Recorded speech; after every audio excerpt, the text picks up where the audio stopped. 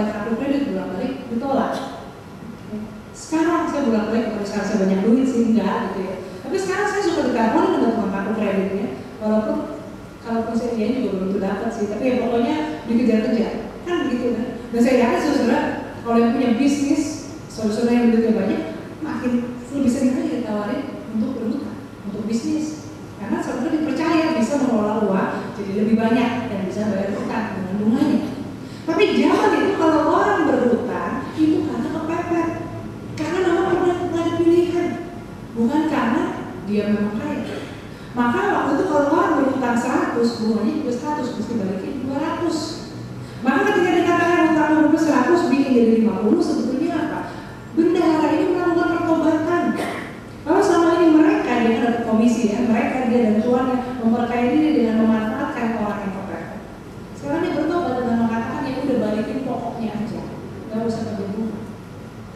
Dan ini sebetulnya membuat tuannya jadi berdamai dengan orang-orang. Oleh karena itu saudara, orang zaman kalau berhutang itu jadi musuh. Makanya ada nasihat pepatah lama ya, yang mungkin ada benarnya sampai sekarang dikatakan jangan berhutang dan jangan menghutangkan uang kepada temanmu, karena entah kamu kehilangan uang atau kamu kehilangan teman. Ya, kalau uangnya kalau nggak balik, uangnya yang hilang ya. Tapi kalau balik karena udah nagihnya mana gue balikin gitu ya, jadi musuhan. Atau bahkan hilang dua-duanya ya, berkali-kali nggak bisa balik, ya udah hilang juga, hilang teman hilang uang. Makanya jadi kalau mau bantu orang bantu aja, nggak usah mikir kembali apa-apa. Nah oleh karena itu ya, nasihat itu mungkin dalam konteks cerita ini adalah orang-orang yang terpaksa berhutang kepada Tuhan dari bendahara ini sebel, karena ini kan rentenir ya, apa namanya, tengkulak atau apalah gitu ya, orang yang memanfaatkan keterdesakan orang lain. Jadi ketika si bendahara ini berdamai dengan musuh-musuhnya ini, dia memulihkan tuannya dan juga dia memulihkan posisi dia. Dan dia juga berkorban, karena komisi dia kan juga dia dapatnya dapat komisi lagi kalau tuannya nggak dapat untung. Nah saudara-saudara, di sini yang Tuhan katakan seringkali anak-anak dunia lebih cerdik daripada anak-anak. Dan ini saya belakangan ini kan di Indonesia lagi ramai ya dengan beberapa kasus ya, ada kasus kopi sianida yang sudah berbulan-bulan belum selesai, lalu ada kasus guru spiritual yang apa namanya pesta narkoba, lalu ada kasus lagi motivator unggul yang lagi mengalami pencemaran nama baik atau nama yang tercemar menurut dia. Saudara, ini menarik. Saya bukan lagi ngomongin infotainment ya, saya nggak mau jadi infotainment di sini. Tapi kasus ini kan berulang-ulang muncul ya, pengen nggak pengen dapat form WhatsApp lah, di Facebook dan sebagainya. Jadi mau nggak mau ada penasaran juga. Penasaran bukan soal gosip, ya, melihat apa yang terjadi. Saudara, ya ini saya cerita aja ya, dengan asumsi nggak semua orang tahu ada seorang motivator yang sangat terkenal, bayarannya mahal. Ini diliput ya pada video ya, nanti masuk YouTube saya kena somasi lagi ya. Tapi enggak lah ya, ini kan nggak cerita. Ya, saudara, ini ada motivator yang sangat terkenal, dia mengajar tentang jadi suami yang baik, keluarga yang baik, ya, rezeki dengan sendirinya akan ada dan sebagainya dan sebagainya. Ini baik kan, itu baik. Terutama untuk anak-anak muda yang suka galau, baik mendengarkan nasihat seperti ini. Tapi kemudian ternyata dia punya anak dari pernikahan pertama yang muncul di acara TV lainnya, yang kemudian katanya selama ini sejak beberapa tahun sudah berantakan, tidak dibiayai, bahkan dikatakan jangan panggil aku lagi papa, ya kurang lebih begitulah ya. Nah lalu kemudian sesuai ini kan sebetulnya agak mirip dengan si bendahara yang tidak jujur ini. Reputasi yang dipertahankan, yang dipertaruhkan ya. Kalau orang hidup dengan menjual motivasi, tapi ternyata hidupnya sendiri begitu kan orang jadi nama beneran. Nah tapi berbeda dari bendahara ini, dia kemudian apa, dia masuk lagi dalam acara TV, durasi 1 jam juga ya, sampai ngabisin kuota data saya ya, akibat penasaran. Lalu kemudian dia juga menantang anaknya, mana kau tetap kesediaan aku, mau apa, mau cari anak, mau cari uang, seperti itu ya, jadi berantem ya. Lalu ya, TV juga dia yang betul, cari keluarga besarnya adiknya, adik kandungnya. Dikatakan ini benar nggak sih? Iya benar, begitu terus. Lalu sekarang kan sendiri dia dan istrinya mensomasi, menuntut account gosip ya, pokoknya account gosip dan anonim itu dituntut karena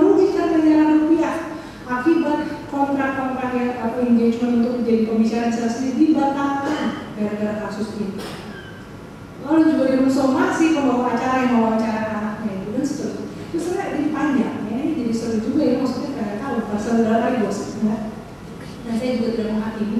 Karena apa saudara-saudara, peristiwa seperti ini, kepleset sedikit, mungkin itu bisa terjadi pada kita. Ya dalam bentuk yang berbeda tentunya. Tapi kalau soal kasus, skandal, hukum dan segala macam, saudara-saudara tidak ada di antara kita yang dijamin bebas selama kita masih hidup. Jadi saya tidak menghakimi, saya juga tidak menggosipi. Saya hanya mau aja kita belajar bagaimana ketika seseorang terkena masalah dan dia bereaksi, bersikap yang tidak tepat, itu hanya menimbulkan masalah lain. Reputasi dipertaruhkan. Ini masalah reputasi juga masalah reputasi ya. Kalau reputasinya hancur, nggak ada dia yang manggil. Namun saudara-saudara, itu yang sering terjadi. Anak terang berarti orang-orang yang tahu kebijakan dan sebagainya ketika berurusan dengan masalah duit, kemudian menjadi tidak lagi cerdik, tidak lagi bijaksana. Yang dilakukan oleh bendahara yang tidak jujur ini adalah dia merendahkan diri, dia berdamai dengan musuh-musuhnya, dia mengorbankan bagiannya. Nah saudara-saudara, Yesus kemudian mengatakan, ya, ikatlah persahabatan dengan mempergunakan mamon yang tidak jujur, supaya jika mamon itu tidak dapat menolong lagi, kamu diterima di dalam kemah abadi. Ini juga perkataannya agak-agak sulit untuk dipahami. Mamon yang tidak jujur di sini maksudnya adalah uang. Uang itu di pandangan jemaat Kristen memang bukan hal yang terlalu baik. Itu alat yang seringkali menjadi membuat orang jatuh cinta pada uang dan lupa Tuhan. Tapi Tuhan katakan gunakan uang untuk mengikat persahabatan. Ini bukan berarti kemudian kita menggunakan uang untuk membeli simpati, bukan. Tapi saudara-saudara, dalam kita bergaul, dalam kita berteman, dalam kita hidup berkeluarga, jangan demi uang hubungan jadi rusak. Malah sebaliknya, gunakan uang kalau itu bisa mendamaikan. Saudara-saudara, kadang-kadang kalau orang rebutannya, kamu kan dikasih yang lebih bagus, aku enggak gitu, udah kasih aja dulu, udah beres kan. Jadi jangan ribut soal materi. Tetapi yang seringkali terjadi adalah sebaliknya. Saya pernah diceritakan tentang suami istri yang mau bercerai. Suami istri ini mau bercerai gara-gara mereka punya tabungan bersama atas nama si istri. Lalu sama istri diam-diam uang ini diinvestasikan. Ya uangnya lumayan banyak lah ya, diinvestasikan. Tapi sayangnya gagal, malah hilang gitu. Sesudah dia hilang, istrinya ngomong sama suaminya, wah ternyata uang kita habis, maaf ya. Suaminya marah, lalu ribut mau bercerai, ketemu pendeta. Lalu suaminya katakan, saya bercerai bukan urusan uang, ya bukan karena soal duit, tetapi karena kepercayaan saya dilanggar, karena dia tidak terbuka dengan saya. Gimana saya bisa percaya lagi dengan istri saya kayak begini ya? Lalu pendeta itu bilang, iya betul masalah kepercayaan.